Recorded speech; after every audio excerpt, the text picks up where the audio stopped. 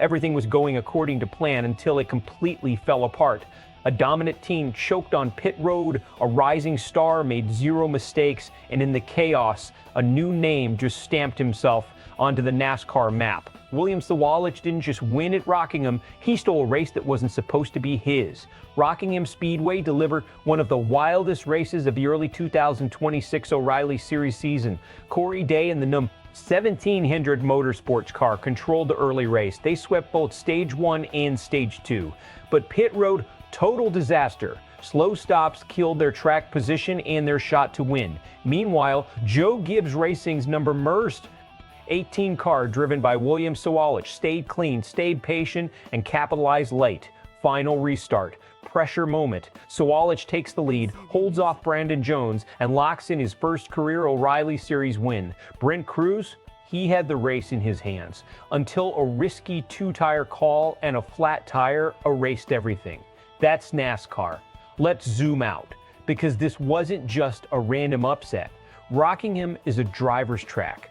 Tire wear, rhythm, discipline, it exposes weakness fast, and we saw that perfectly. Hendrick Motorsports had the fastest car, no question. Corey Day proved that by dominating the first two stages, but races aren't won on speed alone, they're won on execution. And that's where Joe Gibbs Racing thrives. Sawalich didn't need to dominate early, he needed to survive and be there at the end. That's a veteran mindset from a driver still building his name. Then there's Brent Crews. He was on the verge of a breakthrough moment, controlling the race, setting the pace. But the two-tire gamble, that's a split-second decision that can define a career, and this time it backfired hard. Now instead of celebrating a first win, he's answering questions. This race was a masterclass in race management versus raw speed. Let's start with Hendrick Motorsports. They had everything you want.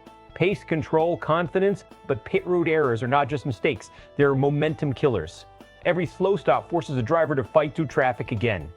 Every lost position increases risk. And at a track like Rockingham, dirty air and tire fall off make passing brutal. So even though Corey Day had the best car, the system around him failed. Now flip to Sawalich. This is where things get interesting.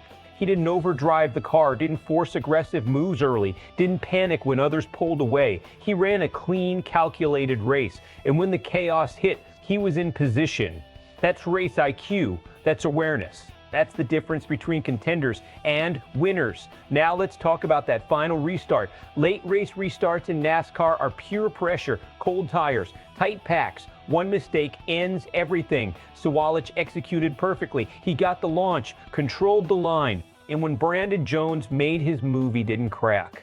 That's composure you can't teach. Now, Brent Crews' situation, 2 tires versus 4, is always a gamble. Yes, it gives you track position, but at Rockingham, tire wear is brutal. So you're basically betting that you can hold off faster cars on older rubber. That's a dangerous bet. And when the flat tire hit, that was the knockout punch.